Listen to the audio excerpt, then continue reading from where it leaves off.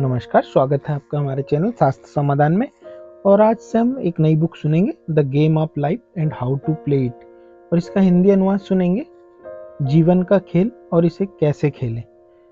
तो बने रहिएगा हमेशा, बहुत शानदार बुक है। इसको सुनने के बाद आपका जीवन एकदम से बदल जाएगा। तो लेखिका जो है वो सिन की पुस्तक है द गेम ऑफ लाइफ, जीवन में सफलता और खुशी प्राप्त करने के लिए एक आध्यात्मिक मार्गदर्शक है। इस पुस्तक के अनुसार जीवन एक खेल है और हम सभी इसके खिलाड़ी हैं। इस खेल को जीतने के लिए हमें इसके नियमों को समझना होगा, उनका पालन करना अनिवार्य है। सीन इतनी बढ़िया किताब लिखी है इन्होंने, इस बुक को मैं 2 बार पढ़ चुका हूँ और अब फिर आपसे साझा कर रहा हूँ। तो पहला अध्याय वह है जीवन का एक खेल। जीवन को अधिकांश लोग एक संघर्ष के रूप में देखते हैं, सीन कहती है, लेकिन सच तो यह है कि यह एक संघर्ष नहीं बल्कि एक खेल है। ऐसा खेल है जिसे आध्यात्मिक नियमों की समझ के बिना सफलतापूर्वक नहीं खेला जा सकता। पुराने और नए धर्म ग्रंथों में इस खेल के नियमों को बहुत स्पष्टता से बताया गया है और आप भी अपने धर्म ग्रंथ पढ़ेंगे तो इस बुक में जो लिखा है उसको समझ पाएंगे। सिखाया है कि एक देने और प्राप्त करने का महान खेल है। मनुष्य जो भी बोता है वही काटता है। इसका सीधा सा मतलब है कि व्यक्ति जो भी शब्द कहता है या कर्म करता है वह उसे उसी रूप में वापस मिलता है। जो भी वह देगा वही उसे प्राप्त होगा। यदि वह नफरत फैलाता है तो उसे नफरत ही मिलेगी। यदि वह प्रेम बांटता है तो उसे प्रेम ही प्राप्त होगा। अगर यह आलोचना करेगा तो उसे भी आलोचना का सामना करना पड़ेगा। अगर वह झूठ बोलेगा तो उसके साथ भी झूठ बोला जाएगा और यदि वह धोखा देगा तो उसे भी धोखा ही मिलेगा। आगे लिखती है सीन कि हमें यह भी सिखाया जाता है कि जीवन के इस खेल में कल्पना का विशेष महत्व है। अपने हृदय की कल्पना जो होती है उसको पूरी सावधानी से रक्षा करो, क्योंकि यहीं से जीवन के वास्तविक मुद्दे उत्पन्न होते हैं। इसका तात्पर्य यह है कि जो व्यक्ति अपनी कल्पना में जो भी देखता है वो जल्दी या देर से उसकी वास्तविकता बन जाता है। इसलिए जीवन में इस खेल को खेलने के लिए हमें अपने विचारों, शब्दों और कर्मों का चयन अत्यंत सावधानी से करना चाहिए। जब हम अपनी कल्पनाओं और विचारों को सकारात्मक दिशा में संचालित करते हैं तो हम अपने जीवन को भी उसी सकारात्मक दिशा में मोड़ सकते हैं। आगे सीन कहती कि मैं एक ऐसे व्यक्ति को जानती हूँ जिसे एक दुर्लभ बीमारी का अत्यधिक भय था। वह बीमारी इतनी दुर्लभ थी कि उसे होना लगभग असंभव था, परंतु उसने इससे बार बार अपने मन में चित्रित किया और उसके बारे में गहराई से अध्ययन करता रहा। उसने इस विचार को अपने अवचेतन मन में इतनी गहराई से बसा लिया कि अंततः वह बीमारी उसके शरीर में प्रकट हो गई और इस विकृत कल्पना का शिकार होकर उसकी मृत्यु हो गई। लेखिका कहना चाहती हैं कि जो आपकी सोच है वही आप बनते हैं, इसलिए हमेशा सकारात्मक सोचना चाहिए। लेखिका आगे बताती है, इसलिए हम समझते हैं कि जीवन के खेल को सफलतापूर्वक खेलने के लिए हमें अपनी कल्पना की शक्ति को अनुशासित करना चाहिए। जो व्यक्ति केवल अच्छे की छवि बनाने के लिए अपनी कल्पना को प्रशिक्षित करता है वही अपने जीवन में स्वास्थ्य, धन, प्रेम और मित्रता और अपने उच्चतम लक्ष्यों की प्राप्ति करता है। लेखिका आगे लिखती है कि कल्पना को मन की कैंची कहा गया है, जो हमेशा कटौती करती रहती है। दिन रात मनुष्य उसी छवि को देखता रहता है और अपनी कल्पना के अनुरूप ही अपने बाहरी संसार में परिणाम प्राप्त करता है। कल्पना को प्रभावी ढंग से प्रशिक्षित करने के लिए व्यक्ति को अपने मन की कार्यप्रणाली को समझना चाहिए। यूनानियों ने कहा था, स्वयं को जानो। मन के 3 स्तर होते हैं। सीन कहती है कि हमारे मन के 3 स्तर होते हैं, एक अवचेतन, चेतन और अतिचेतन। अवचेतन मन केवल एक शक्ति है, बिना किसी दिशा के। यह भाप या बिजली की तरह है और वही करता है जो इसे करने के लिए कहा जाता है। इसमें अपनी दिशा देने की कोई शक्ति नहीं होती। आगे सीन लिखती है कि जो कुछ भी मनुष्य गहराई से अनुभव करता है, स्पष्ट रूप से कल्पना करता है, वह अवचेतन मन में अंकित हो जाता है और सूक्ष्मतम विस्तार में क्रियान्वित होता है। उदाहरण के लिए, एक महिला थी जो बचपन से ही खुद को विधवा के रूप में देखती थी। वह काले कपड़े पहनती थी और लंबा काला घूंघट डालती थी। लोग इसे मजाक समझते थे, लेकिन उसकी गहरी इच्छाओं के कारण वह सचमुच विधवा बन गई, जो उसकी सोच का परिणाम था। आगे सीन लिखती है कि चेतन मन को नश्वर या भौतिक मन कहा गया है। यह मानव मन है और चीजों को वैसे ही देखता है जैसे वे प्रतीत होते हैं। यह मृत्यु, आपदा, बीमारी, गरीबी और हर प्रकार की सीमाओं को देखता है और ये सभी चीजें अवचेतन मन पर प्रभाव डालती हैं। और अतिचेतन मन प्रत्येक व्यक्ति के भीतर का दिव्य मन है। परिपूर्ण विचारों का क्षेत्र है। इसमें प्लेटो द्वारा बताई गई परिपूर्ण आकृति होती है, जो एक दिव्य रचना, प्रत्येक व्यक्ति के लिए एक विशेष अद्वितीय दिव्य रचना होती है। आगे सिंह कहती है कि एक स्थान है जिसे आपको भरना है और कोई और नहीं भर सकता। कुछ ऐसा है जो आपको करना है, जो कोई और नहीं कर सकता। अति चेतन मन में इसकी एक सटीक तस्वीर होती है। यह अक्सर चेतना में एक असंभव आदर्श के रूप में चमकता है, कुछ ऐसा जो सच होने के लिए बहुत अच्छा है। मनुष्य की सच्ची नियति या गौतम वह है जो उसे उसकी आंतरिक अनंत बुद्धि से दिखाई देती है। लेकिन बहुत से लोग अपने वास्तविक भाग्य से अनजान होते हैं और उन चीज़ों की ओर बढ़ते हैं जो उनके लिए नहीं बनी। जब वे इन्हें हासिल कर भी लेते हैं तो केवल असफलता और असंतोष का कारण बनती है। आगे से उदाहरण देती है कि एक महिला मेरे पास आई और उससे मुझसे अनुरोध किया कि मैं शब्द बोलूं जिससे वह उस व्यक्ति से विवाह कर सके जिसे वह बहुत प्रेम करती। और सिंह ने उत्तर दिया कि ऐसा करना आध्यात्मिक नियम का उल्लंघन होगा, लेकिन मैंने उसके लिए प्रार्थना की कि उसे वह व्यक्ति मिले जो उसकी दिव्य योजना के अनुसार सही हो। सिंह आगे कहती है कि मैंने कहा यदि ए बी सही व्यक्ति है तो वह आपसे दूर नहीं जा सकता, और यदि वह नहीं है तो आपको उसका समकक्ष मिलेगा। वह अक्सर ए बी से मिलती रही, लेकिन उनकी मित्रता में कोई विशेष प्रगति नहीं हुई। एक शाम उसने फ़ोन किया और कहा कि आप जानते हैं कि पिछले सप्ताह से मुझे ए बी उतना अच्छा नहीं लग रहा है। मैंने कहा, लेखिका ने कहा, शायद वह दिव्य वचन नहीं है, चयन नहीं है, दूसरा व्यक्ति सही हो सकता है।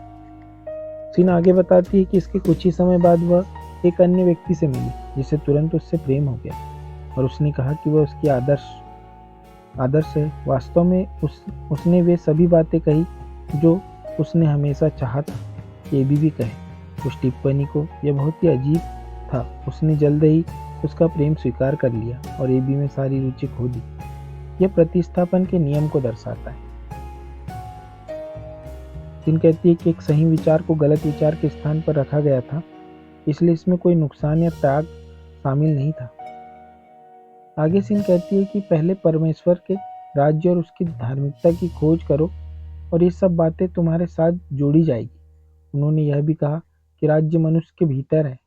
राज्य सही विचारों का दिव्य प्रतिरूप है। उन्होंने सीखा था कि मनुष्य के शब्द जीवन के खेल में एक प्रमुख भूमिका निभाते हैं। अपने वचनों से तुम धर्मी ठहरते हो और अपने वचनों से तुम दोषी ठहरते हो। सिन आगे कहती कि बहुत से लोग अनजाने में अपने बेकार के शब्दों से अपने जीवन में आपदा ला देते हैं। और आगे उदाहरण देती हुई कहती कि एक बार एक महिला ने उनसे पूछा कि उसका जीवन अब गरीबी और सीमित क्यों हो गया है। पहले उसके पास एक सुंदर घर था जिसमें सुंदर चीजें थी और उसके पास काफी पैसा था। हमने पाया कि वह अक्सर अपने घर के प्रबंधन से थक जाती थी। और सिन बताती है कि वो बार बार कहा करती थी कि मैं इन चीज़ों से बीमार और थक गई हूँ, काश मैं एक ट्रंक में रहती। और सिन कहती कि आज वह उसी ट्रंक में रहती। उसने अपने शब्दों से खुद को एक ट्रंक में डाल दिया।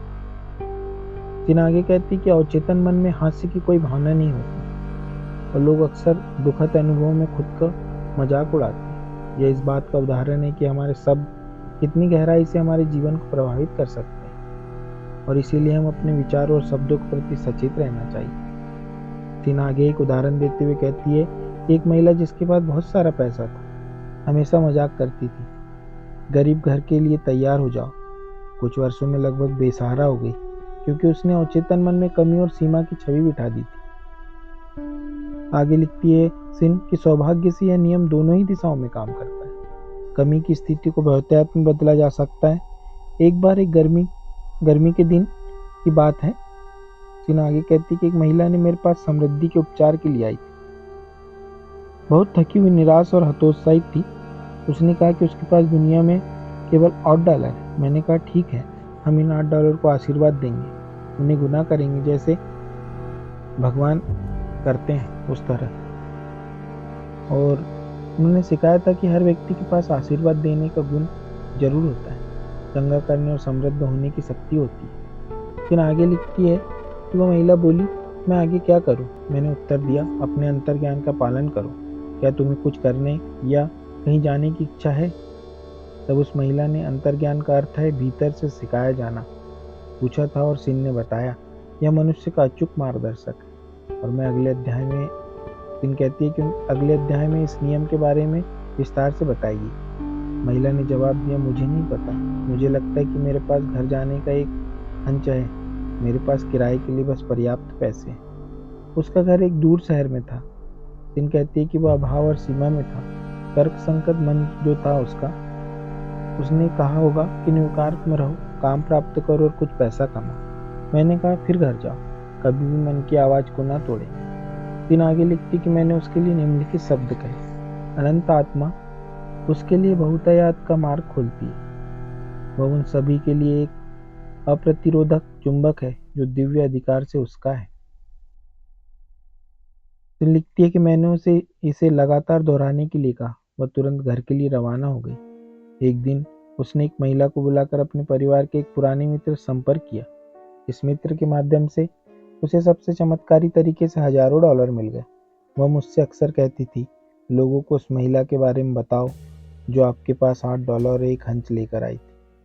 मनुष्य के मार्ग में हमेशा बहुत कुछ होता है, लेकिन इसे केवल इच्छा, विश्वास या बोले गए शब्द के माध्यम से प्रकट किया जा सकता है। भगवान भी स्पष्ट रूप से कहते हैं कि मनुष्य को पहला कदम उठाना चाहिए। मांगो तो तुम्हें दिया जाएगा, ढूंढो तो तुम पाओगे, और खटखटाओ तो तुम्हारे लिए खोला जाएगा। भगवान हमेशा सभी को यही कहता है। और हम शास्त्र में भी पढ़ते हैं कि मेरे हाथों के कामों के विषय में मुझे आदेश दो। अनंत बुद्धि भगवान मनुष्य की छोटी या बड़ी मांगों को पूरा करने के लिए हमेशा तैयार रहते हैं। प्रत्येक इच्छा, चाहे वो बोली गई हो या अभिव्यक्त न की गई हो, एक मांग होती है। हम अक्सर अचानक एक इच्छा पूरी होने से चकित हो जाते हैं। सिन आगे उदाहरण देते हुए बताती है कि उनके एक जो दोस्त थे, वो फूल की खिड़कियों के तरफ देखकर सुंदर गुलाब के पेड़ की कल्पना कर रहे थे। उन्होंने अपने मन में सोचा कि एक गुलाब का पौधा मेरे दरवाजे पर भी हो। और फिर जब ईस्टर का दिन आया तो एक सुंदर गुलाब का पेड़ अगले दिन उनके दोस्त ने उनको भेजा था। उसके लिए उन्होंने धन्यवाद के लिए उनको फ़ोन लगाया। तब उनको पता चला कि उन्होंने तो लिली का पौधा भेजा था, लेकिन जो उनकी इच्छा शक्ति थी और उनका अचेतन मन था वो गुलाब के पेड़ का था, लेकिन उनको लिली का पेड़ भेजा गया था। तब उस आदमी को आदेश मिला था और मुझे गुलाब का पेड़ भेज दिया गया। उन्होंने बताया था कि मैंने कानून को लागू किया था और मुझे एक गुलाब का पेड़ मिलना तय हो गया था। सिन आगे लिखती कि मनुष्य और उसके सर्वोच्च आदर्शों और उसके हृदय की प्रत्येक इच्छा के बीच केवल संदेह और भय खड़ा है। जब मनुष्य बिना किसी चिंता की इच्छा कर सके तो वह इच्छा तुरंत पूरी हो जाएगी। कहती है कि अगले अध्याय में इसके वैज्ञानिक कारण और चेतना के भय को कैसे मिटाया जाना चाहिए, इस बारे में विस्तार से बताएगी। वह मनुष्य का एकमात्र दुश्मन जो है वो भय है। कमी का डर, विफलता का डर, बीमारी का डर, नुकसान का डर और किसी न किसी स्तर पर असुरक्षा की भावना। भगवान कहते हैं कि अल्पविश्वासी, तुम क्यों डरते हो, मैं खड़ा हूँ। सिन आगे लिखती है कि इसीलिए हम देख सकते हैं कि हमें भय के स्थान पर विश्वास रखना चाहिए, क्योंकि भय केवल उल्टा विश्वास है। वह अच्छे के बजाय बुराई में विश्वास है। जीवन के खेल का उद्देश्य अपने अच्छे को स्पष्ट रूप से देखना और बुराई के सभी मानसिक चित्रों को मिटाना है। यह अच्छाई की अनुभूति के साथ अवचेतन मन को प्रभावित करके किया जाना चाहिए। सिन आगे लिखते कि एक बहुत ही प्रतिभाशाली व्यक्ति था जिसे बड़ी सफलता प्राप्त की। न मुझे बताया कि उसने एक कमरे में लटका हुआ एक संकेत पढ़कर अचानक अपनी चेतना से सभी डर को मिटा दिया था। उसने बड़े बड़े अक्षरों में यह कथन देखा, चिंता क्यों करे, ऐसा शायद कभी नहीं होगा। इन शब्दों की उनके अवचेतन मन पर अमिट छाप पड़ गई और अब उन्हें दृढ़ विश्वास है कि उनके जीवन में केवल अच्छाई ही आ सकती है, इसलिए केवल अच्छाई ही प्रकट हो सकती है। अगले अध्याय में अवचेतन मन को प्रभावित करने के लिए विभिन्न स्तरों पर चर्चा करेंगे। यह मनुष्य का वफादार सेवक है, लेकिन उसे सही आदेश देने के लिए सावधान रहना चाहिए।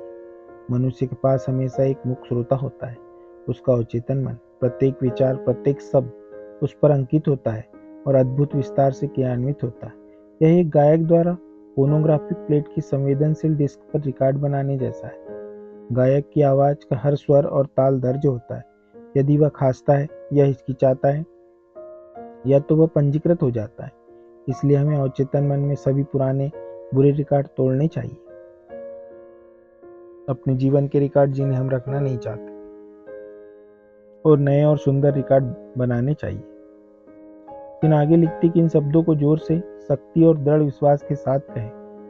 अब मैं अपने अवचेतन मन में हर असत्य अभिलेख को अपने बोले गए शब्द से तोड़ता हूँ और नष्ट कर देता हूँ। वे अपने मूल शून्य के धूल के ढेर में लौट आएंगे, क्योंकि वे मेरी अपनी व्यर्थ कल्पनाओं से आए हैं।